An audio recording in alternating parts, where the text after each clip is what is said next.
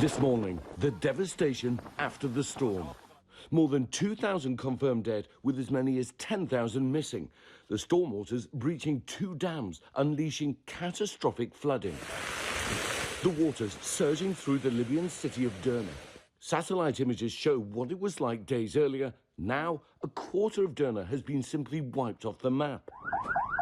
Emergency workers have recovered more than 2,000 bodies so far, but officials fear the death toll will be far greater, with as many as 10,000 still missing and more than 40,000 displaced.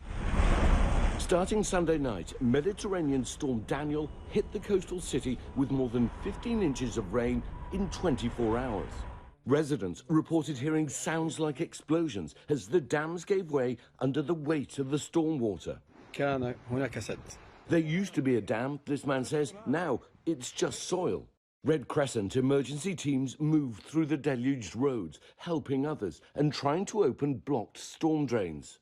The floods leaving scenes of utter devastation in its wake that speak to the power of the waters that swept through here and out to sea. Rescue teams having to use boats to search for survivors.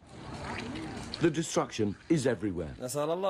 This resident showing the high water marks and the damage left as the waters recede.